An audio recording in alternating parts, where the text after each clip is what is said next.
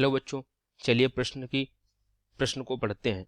समझाइए कि आर्थोनाइट्रोफिनॉल आर्थोमेथॉक्सीफिनाल से अधिक अम्लीय क्यों होता है। ये हमें समझाना है कि आर्थोनाइट्रोफिनॉल जो है वो आर्थोमेथॉक्सीफिनाल से जो है अम्लीय अधिक क्यों होता है। ठीक है बच्चों, तो हम बात करते हैं अपने उत्तर की और समझने का प्रयत्न करते हैं। सबसे पहले हम इस प्रश्न की मुख्य अवधारणा को देखते हैं।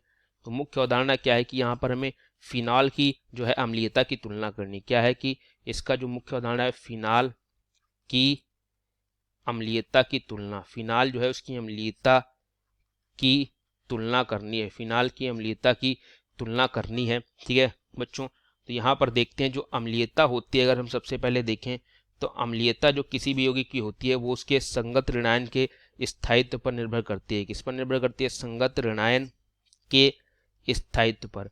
ठीक है, और संगत ऋणायन का स्थायित्व किस पर निर्भर करता है? संगत ऋणायन का स्थायित्व निर्भर करता है -m प्रभाव वाले समूह पर, -m प्रभाव वाले समूहों पर। और -m प्रभाव वाले समूह कौन से होते हैं? जो इलेक्ट्रॉन ग्राही होते हैं, इलेक्ट्रॉन ग्राही होते हैं। ठीक है, तो अम्लीयता हमारी इस बातों पर निर्भर करती है। तो सबसे पहले जो हमें यौगिक दिए गए आर्थोनाइट्रोफिनॉल, आर्थोनाइट्रोफिनॉल मतलब फिनाल इस प्रकार से, ठीक है, उसके आर्थो पर NO2 लगा हो। ठीक है, NO2 को इस प्रकार से बना देते हैं। तो सबसे पहले इसका संगत ऋणायन बनाएंगे। ठीक है, तो संगत ऋणायन क्या है? इस फिनाल का H+ निकाल देंगे तो यहाँ पर O पर क्या आ जाएगा? माइनस। ठीक है, संगत ऋणायन हमने बना दिया है। ठीक है, अब इस संगत ऋणायन के जितना अधिक स्थायी होगा, हमने देखा संगत ऋणायन का स्थायित्व होगा उतना अधिक इसका क्या होगा? अम्लीयता होगा।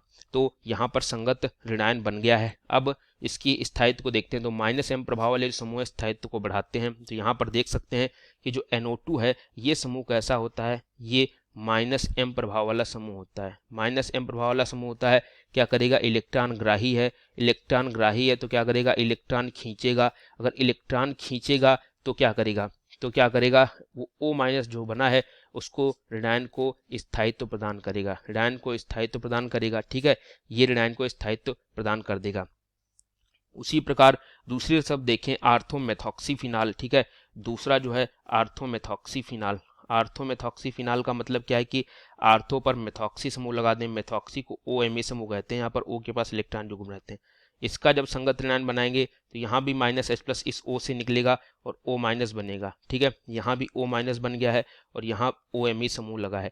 यहाँ पर NO2 क्या था? इसके पास कोई इलेक्ट्रॉन युग्म नहीं था नाइट्रोजन के पास, और ये -m प्रभाव लगाता था जो कि इसके स्थायित्व को बढ़ाता है।